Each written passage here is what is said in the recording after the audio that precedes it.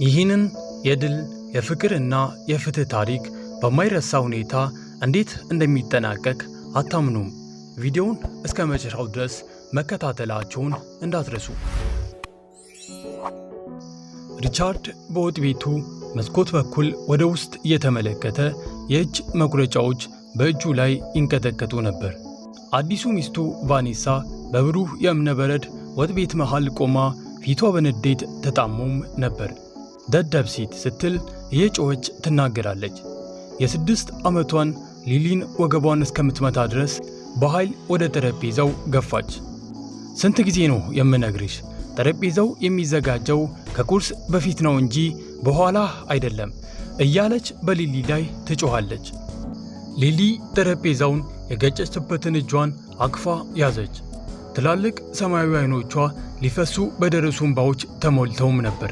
ከኋላዋ የ2 ዓመቱ ኢታን በአሻንጉሊት ጡቦች አጠገብ ወለሉ ላይ ተቀምጦ በዝምታና በግራ መጋባት ይመለከታቸው ነበር። ዝም ብለህ አትቁም እያለች ቫኔሳ ትጮህበታለች። ይህንን አንሳ፣ ሁለታችሁም አንድ ናችሁ፣ ሰነፍና ባለጌ። አባታችሁ ይህንን ቤት ለመጠበቅ እንደ ውሻ ይለፋል። እናንተ ግን አንዲት ቀላል ነገር እንኳ በትክክል መስራት አትችሉም እያለች በሕፃናት ላይ ትጮኻለች።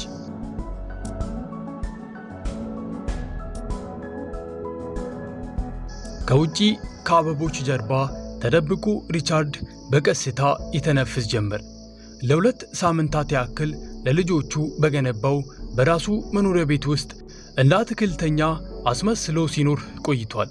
ለንግድ ሥራ ለ1 ወር ያህል ከከተማ እንደወጣ ለቫኔሳ ከነገራት 2 ሳምንታት አልፈዋል። ይህ ታሪኩ እንዲታመን ደግሞ በራሱ ስም ስልክ እየደወለ የሚያወራ ተዋናይም ቀጥሮ ነበር። ደግመሽ ባትታዘዥኝ ያለ እራት ትተኛለሽ እያለች ቫኔሳ በቁጣ ትጮኻለች። ተረድተሽኛል አለች። ሊሊ አንገቷን ደፍታ እሺ እመቤቴ አለች። ጥሩ፣ ምናልባት ረሃብ ስነ ስርዓት ሊያስተምርሽ ይችላል። የቫኔሳ ጫማዎቿ ድምፅ እየጮኹ ከወጥ ቤቱ ወጣች። ከመስታወቱ በር ውጪ አጥር እየከረከመ ከነበረው ሪቻርድ ጋር ልትጋጭ ምንም አልቀራትም ነበር። የምትሄድበትን እይ ስትል እየጮኸችበት ተናገረች። እየሄድኩ መሆኔን አታይም እንዴ እያለች በንዴት ታወራለች። ይቅርታ እመቤቴ አለ ሪቻርድ ቀና ሳይል ድምፁን ዝቅ አድርጎ። ካሮጌ ጫማው እስከ ደበዘዘው የጅንስ ሸሚዙ በዓይኗ ገመገመች። እንደ አንተ አይነት ሰዎች ሁል ጊዜ የፈለጋችሁትን ማድረግ የምትችሉ ይመስላችኋል። ሶፊያ ለዚህ አሳፋሪ ሥራ ብዙ እንደማትከፍል ተስፋ አደርጋለሁ። እነዚህን አጥሮች እያቸው፣ ጠማማ ናቸው፣ አሁኑኑ አስተካክላቸው እያለች አሁንም መጮኋን ቀጠለች። እሺ እመቤቴ፣ አሁኑኑ አስተካክላለሁ እያለ ሪቻርድ ተናገረ። እሺ ማለቱ ይሻልሃል እያለች ሄደች። ሰላም እንደምን አላችሁልኝ ውዴ ቻናሌ ቤተሰቦች፣ በዚህ ሳምንት እያሳያችሁን ለነበረው ፍቅር ከልብ አመሰግናችኋለሁ። ቪዲዮውን ላይክ እያደረጋችሁ ሐሳባችሁንም ኮሜንት ላይ እየሰጣችሁ ስለሆነ በጣም አመሰግናችኋለሁ። አሁንም ቪዲዮውን ከመጀመራችሁ በፊት ላይክ ማድረጋችሁ እንዳረሱ፣ እንዲሁም ሐሳብ አስተያየታችሁን ኮሜንት ላይ አስቀምጡልኝ። ለዚህ ቻናልም አዲስ ከሆናችሁ በቀጣይ እንደዚህ አይነት አሪፍ ቪዲዮዎች እንዲደርሳችሁ ቻናሉን ሰብስክራይብ በማድረግ የቻናሉ ቤተሰብ አባል መሆን ትችላላችሁ። እንዲሁም ይህንን ቪዲዮ ከየት ሆናችሁ እንደምትመለከቱትና ይህንን ቪዲዮ ስታዩት ስንተኛ ቪው እንደሆናችሁ ኮሜንት ላይ አስቀምጡልኝ። አሁን ወደ ታሪካችን እንገባለን።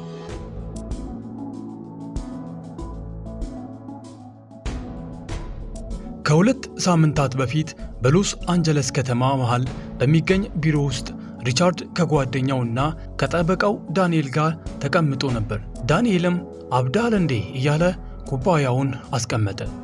በራስ ቤት ውስጥ እንደ አትክልተኛ መደበቅ ትፈልጋለህ? ይህ እኮ ፊልም አይደለም ሪች አለው። ሪቻርድም እውነቱን የማውቅበት ብቸኛው መንገድ ይህ ነው አለው። ሕገወጥ ነው ሲል ዳንኤል አስጠነቀቀው። ከባድ ችግር ውስጥ ሊከትህ ይችላል።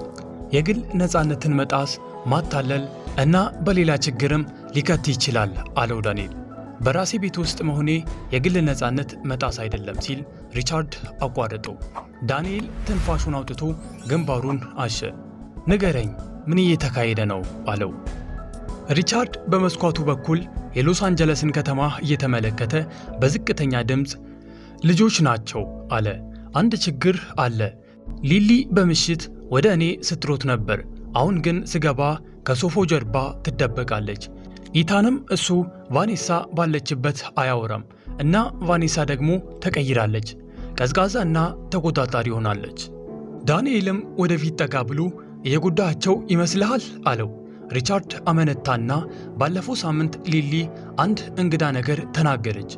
አባዬ በሌለበት ጊዜ ሕጎቹ ይለወጣሉ አለችኝ። ምን ማለት እንደሆነ ስጠይቃት ደነገጠች። ግራ ገብቶኝ ነው አለች። ግን በዓይኗ አየሁት ፍርሃትን፣ ለዚያውም እውነተኛ ፍርሃትን።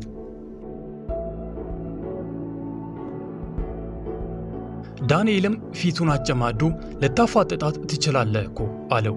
ስለምን? ስለ ውስጣዊ ስሜቴ ትስቅብኛለች አለና ታዲያ እቅድ ምንድን ነው ሲል ጠየቀው።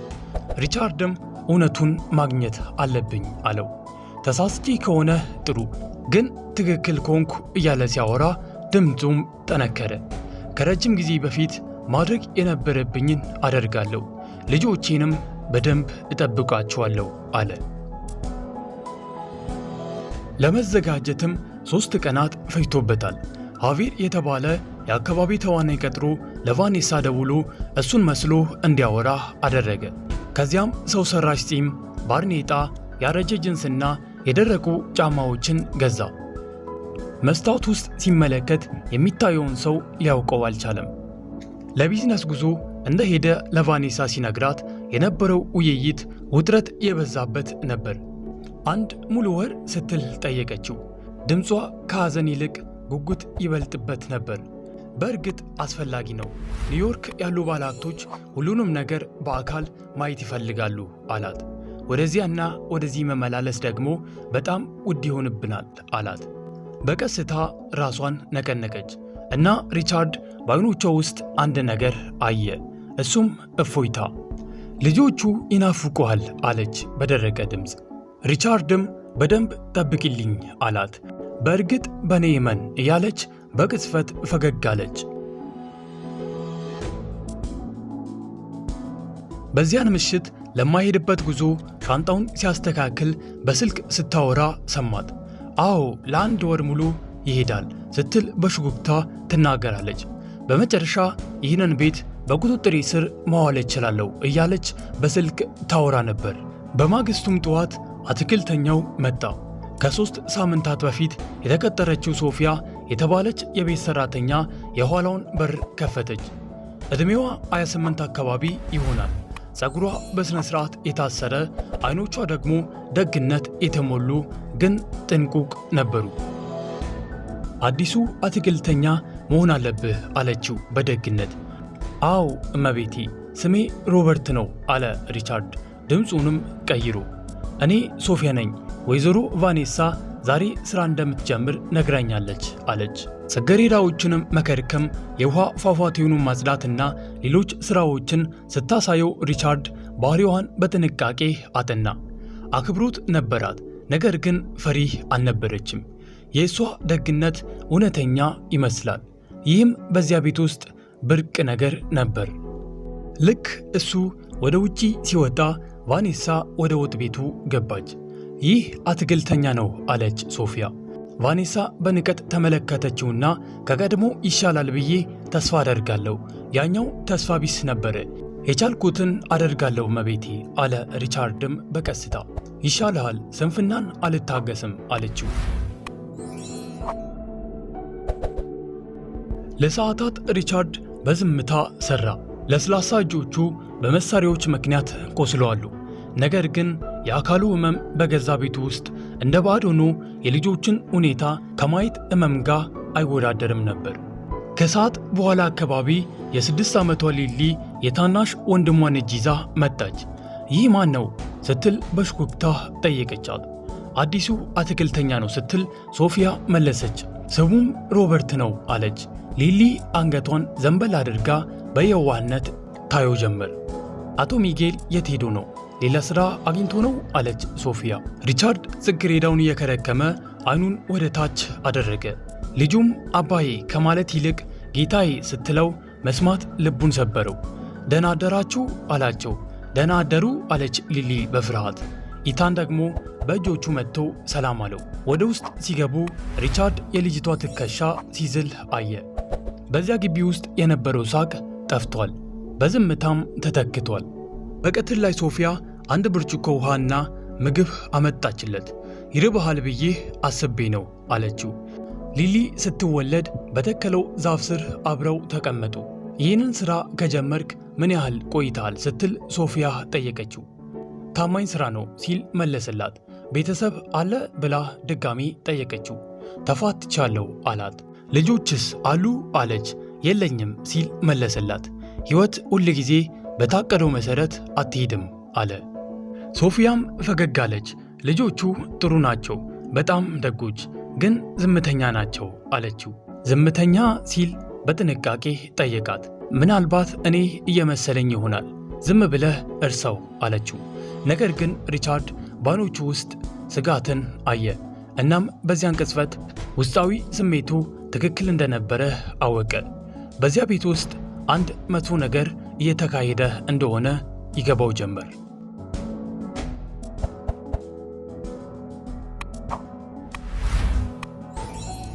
በሦስተኛው ቀን የሪቻርድ ለውጥ ከእንግዲህ እንግዳ መሆን አብቅቷል። የእርጥበት አፈርና የማዳበሪያ ሽታ በእጆቹ ላይ ተጣብቀዋል። አጎንብሶ በመስራቱ ጀርባው ታሟል። ነገር ግን በልቡ ያለው ሕመም የከፋ ነበር። ልጆቹ በዝምታ ፍርሃት ውስጥ ሲኖሩ ማየት አልቻለም ነበር። በዚያው ቀን ከሰዓት በኋላ ሊሊና ኢታን ከትምህርት ቤት ተመለሱ። ቫኔሳ ወጥ ቤት ውስጥ ተቀበለቻቸው። ሪቻርድም በመስኮቱ አቅራቢያ አጥር እየከረከመ እያንዳንዱን ቃል ይሰማ ነበር። ቀናችሁ እንዴት ነበር ስትል ቫኔሳ ጠየቀች። ድምጿ በማይታመን መልኩ ጣፋጭ ነበር ስትል ጥሩ አለች ሊሊ በቀስታ። ጥሩ ምን? ሊሊም አይኖቿን አርገበገበች። ጥሩ ነው እመቤቴ ስትል እንደገና ሞክሪ አለቻት። የሊሊ ከንፈሮች ተንቀጠቀጡ። ጥሩ አለች ወይዘሮ ቫኔሳ። ይሻላል። አሁን ወንድምሽን ወደ ላይ ይዘሽው ሂጂ እና ምንም እንዳይነካ ተጠንቀቂ። እሺ ወይዘሮ ቫኔሳ አለች ሊሊ። ሪቻርድም ደነገጠ። ልጆቹ እንደዚህ ተናግረው አያውቁም ነበር። ሁሉንም በስማቸው ነበር የሚጠሩት። ቫኔሳ ወደ ባዕድነት ቀይራቸዋለች።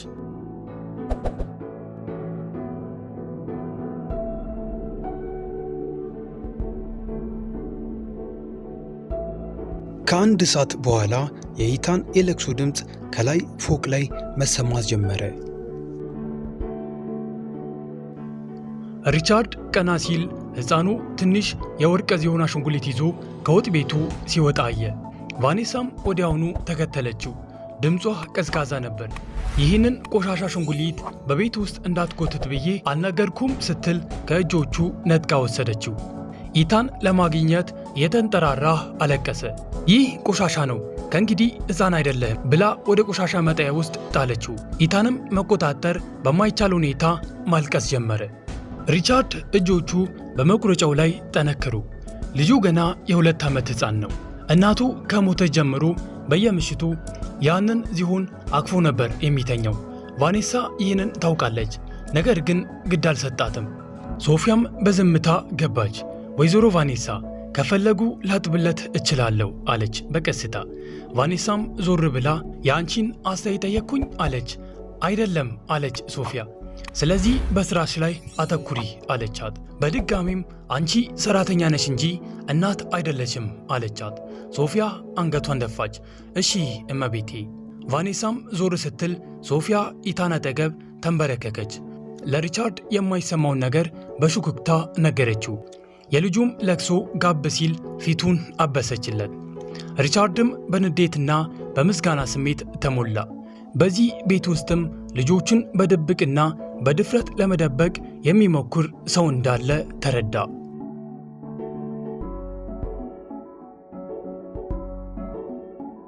በዚያም ምሽት ሪቻርድ በቆየበት ትንሽ ሆቴል ቤት ውስጥ ሰው ሰራሽ ጺሙን አውልቆ መስተዋቱን ተመለከተ። ውጫዊው ቆዳ ላይ ቀይ ምልክቶች ትቶ ነበር። ነገር ግን ልቡን ያቆሰለው ያው ነገር ነበር። ስልኩን አውጥቶ አሮጌ ፎቶዎችን ማየት ጀመረ። የሊሊ የዳንስ ትርኢት፣ የኢታን 2ኛ ዓመት ልደት። ሁለቱም ልጆች በደስታ እየሳቁ፣ አሁን ግን ሳቃቸው ጠፍቷል። በዚህም ጊዜ ስልኩ ተጣራ። ቫኔሳ ነበረች።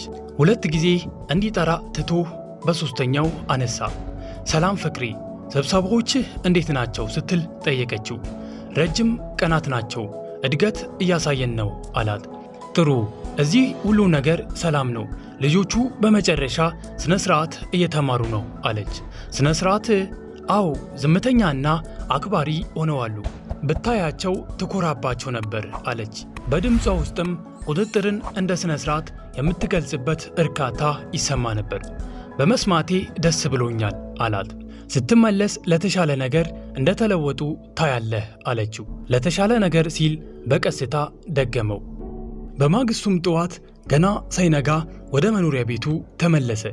በጓሮ በኩል ሲያልፍ ከላይ ፎቅ ላይ የቫኔሳ ጩኸትና የሊሊን ድምፅ ሰማ። ወደ ሊሊ ክፍል መስተዋት ተጠጋ። ቫኔሳም በአልጋው አጠገብ ቆማ አንሶላውን ግማሽ ያህል ስባው ነበር። ይህ አልጋ ምስቅልቅሉን ወጥቷል። አንዲት ትንሽ ሴት ልጃገረድ ክፍሏን የምትይዝበት እንዲህ ነው ስትል ጮኸችባት። ሞክሪ ነበር አለች ሊሊ በሹክክታ። እንደገና ሞክሪ አለች። ሊሊ ትልቁን ብርድ ልብስ በአልጋው ላይ ለማስተካከል ስትሞክር አየ። እንዲህ አይደለም ስትል ቫኔሳ ጮኸችባት።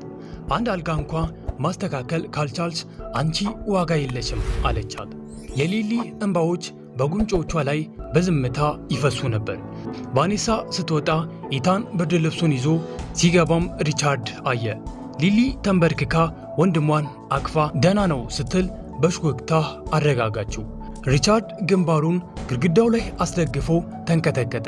ገብቶ ለማስቆም ቢፈልግ ማስረጃ እስኪያገኝ ድረስ መታገስ ነበረበት።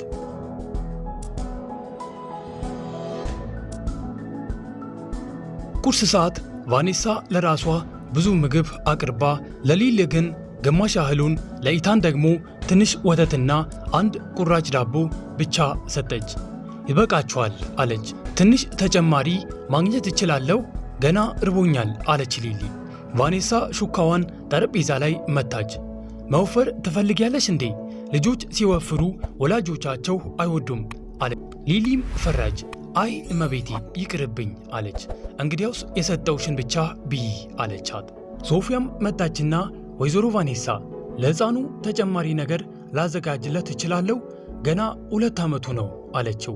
ቫኔሳ ዞር ብላ ልጆችን እንዴት ማብላት እንዳለብኝ ጠየቅኩሽ አለች። አይ አይደለም አለች ሶፊያ። ጥሩ፣ ይህንን ሥራ ለመቀጠል ከፈለግሽ ቦታሽን እወቂ አለቻት። በዚያን ጊዜ ሪቻርድ አበባ መቁረጫውን እጁ እስኪታመም ድረስ አጥብቆ ያዘ። ቫኔሳ ከክፍሉ ስትወጣ ሶፊያ ወዲያውኑ ትንሽ ፍራፍሬ ለልጆቹ ሰጠቻቸው። ይህንን ቶሎ ብሎ እንዳታይባቸው ስትል በሽኩክታ ተናገረች። ሪቻርድ በመስኮቱ በኩል ሲመለከት ጉሮሮው ተዘጋ። ይቺ ሰራተኛ ልጆችን ለመጠበቅ ስራዋን አደጋ ላይ እየጣለች ነበር። ሶፊያ ደግ ብቻ ሳትሆን ደፋር መሆኗን ተረዳ። ከሰዓታት በኋላ ሶፊያ ወደ ውጪ ስትወጣ ሪቻርድ ጽጌረዳዎቹ ቆንጆ ናቸው አላት። የሊሊ ተወዳጅ ነበሩ አላት። ደግ ልጅ ነች አለች ሶፊያ። ግን የፈራጭ ትመስላለች። ያልተለመደ ነገር አስታውሰሻል አላት። ሶፊያ አመነታችና አንዳንድ ጊዜ ባልየው ቤት በሌለበት ጊዜ ሰዎች ይቀየራሉ። አንዳንድ ሰዎች ፍጹም መስለው መታየት ይወዳሉ፣ ግን በዝግ በሮች በስተጀርባ ከነሱ በሚያንሱት ላይ መጮህ ይወዳሉ አለች። በዚህም ጊዜ አይን ላይን ተገጣጠሙ። የቫኔሳን ስም አልጠራችም፣ ግን አያስፈልግም ነበር። ልጆች በገዛ ቤታቸው መፍራት የለባቸውም አለ ሪቻርድ። በሁለተኛው ሳምንት መጨረሻ ላይ የቫኔሳ ጭካኔ የተለመደ ሆኖ ነበር። በየቀኑ አዲስ የሚተች ነገር ታገኛለች። አንድ ቀን ቫኔሳ ለጓደኞቿ ግብዣ አደረገች። ልጆች መጣችሁ ጓደኞችን ሰላም በሏቸው አለች። ሊሊም የኢታንን እጅ ይዛ ወደ እነሱ መጣች። እንዴት ያምራሉ አለች አንዲቷ ሴት። እንደ መልአክ ናቸው አለች ሌላኛዋ ደግሞ። አዎ በመጨረሻ ስነ ስርዓት እየተማሩ ነው አለች ቫኔሳ በኩራት። ስነ ስርዓት ድንቅ ስራ ይሰራል እያለች ልጆቿን እንደ ዋንጫ አሳየቻቸው። ልጆቹ ሲሄዱ አንዲቷ ሴት ቫኔሳ አንቺ በጣም ጥብቅ ነሽ ብላ ሳቀችባት። ልጆች መዋቅርና ጠንካራ እጅ ያስፈልጋቸዋል፣ ካልሆነ ግን ደካማ ይሆናሉ አለች። ለሪቻርድም እያንዳንዱ ቃል እንደ ጥፊ ተሰማው። በኋላም ቫኔሳ በሊሊ ክፍል ውስጥ አሻንጉሊቶቿን ስትጥልና ሊሊን ስታሰቃያት አየ። ሶፊያ ለመከላከል ስትሞክር ቫኔሳ ስራዋን እንደምታጣ ዛተችባት። በዚያ ምሽት ሪቻርድ የታዘበውን ሁሉ በደብተር ላይ መዘገበ። ማስረጃ መሰብሰብ እንዳለበት አወቀና ትንሽ ድምፅ መቅጃ ገዝቶ ሸሚዙ ውስጥ ደበቀ።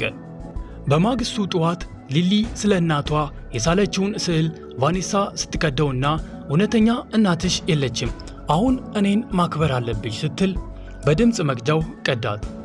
ከሁለት ቀናት በኋላ ቫኔሳ ሶፊያን ልጆቹን በእኔ ላይ እያነሳሳሽ እንደሆነ ከጠረጠርኩኝ በዚህ ከተማ ዳግመኛ ስራ እንዳታገኚ አደርጋለሁ ስትል ዛተችባት።